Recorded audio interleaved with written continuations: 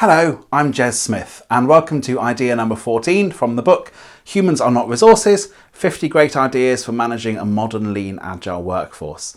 Now, this idea is called When Hiring Lean Agile Talent, Look for Someone Who's Done a Bad Job. And this may seem really counterintuitive because surely we want to hire great people. We want to hire successful people. We want them to have great qualifications, great references, great testimonials on LinkedIn, all of that sort of stuff. But what does all of this point to? It points to someone who's never failed. And I don't believe that anybody has never failed. It's a very, very rare case that they have, that they've had success all the way through their life with no failures whatsoever. So actually, if someone's saying they've never failed, then actually they're kind of hiding what they're doing. They're lacking that transparency and honesty and openness that you need really for lean and agile approaches to kind of work. They're potentially covering up things rather than being open and honest and transparent about them. But at the same time, their context also matters. Maybe it is they were just really successful. Maybe they've always done really, really well. If so, they've likely always done well in one particular type of context. And given how relatively new lean and agile are in the world of business, sort of at least going mainstream, then very often those people who've succeeded will have succeeded in non-lean and agile environments. So when they move into new organisations, into new contexts, especially ones that are more lean and agile, they may actually start failing then. So there's two problems with this idea of people looking for people who are successful and don't fail. One is they may be hiding it in the first place, but even if it is true that they haven't failed in a certain sort of context that might not be the context you're looking to move towards. The really good example of this, I think, and you may have studied this in school, is one from the world of evolution and the peppered moth. And the peppered moth is a moth that lives on the bark of trees, and there are two different forms of it. There's a white one and a black one, two different colours within the same sort of species of peppered moth. And the really interesting thing that happened was someone was counting and researching the peppered moth before the Industrial Revolution, and they found that the white peppered moth was much more common than the black peppered moth because the trees they lived on were generally quite light in colour. So peppered moths that were darker were more likely to be seen by predators and more likely to be eaten.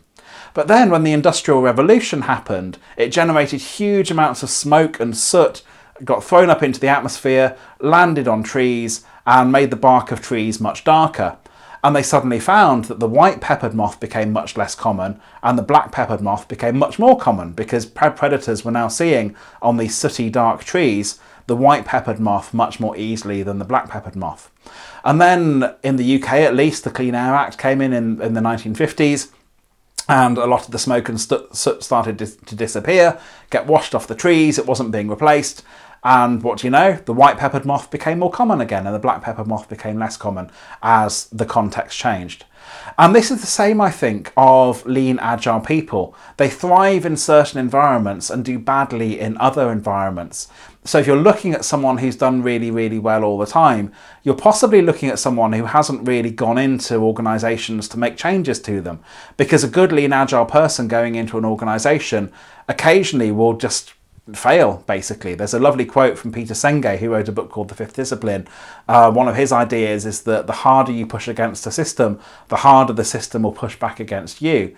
And if a lean agile person goes in to try and change and transform an organisation and pushes too hard, often the organisation will push back so hard that it pushes them right out the organisation and sacks them. So they may have career failures, they may have gaps in their CV.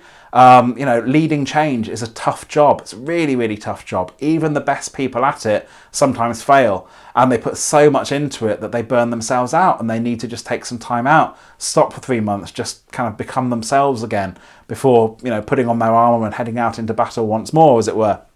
So very often really, really good lean agile change agents will have instances where they pushed against the system, not necessarily that hard, and the system's pushed them right out the organisation, they've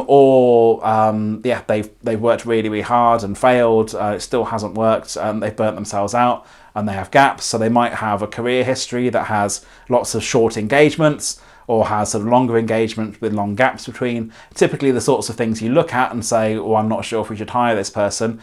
Actually, these start to become symbols of maybe we should hire this person. This person has battle scars. This person knows what this is. This person, is happy to talk about their failures, is open and honest about them. However, sometimes people just aren't very good. You can't just look for someone and go through a pile of CVs and say, we're going to hire the worst person we can, the person with the most failures and the most career gaps and the shortest term engagements and so forth.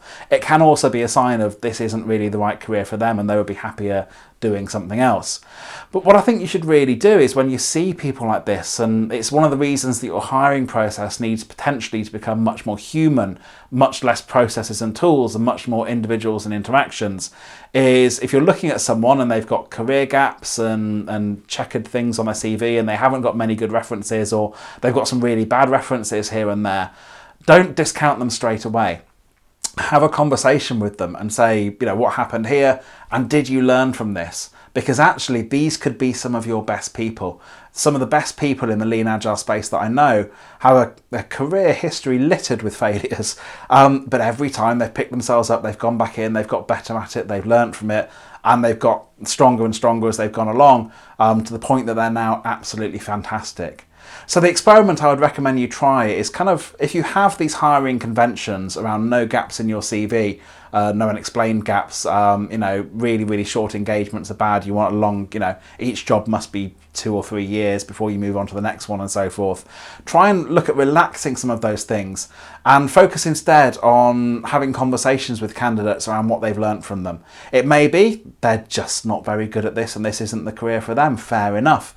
But it might actually be that all this sort of checkered stuff that you previously would have discounted points to someone who's genuinely really good at this, and has so much experience of different contexts and how those contexts behave that they could add huge amounts of value to your organisation as well.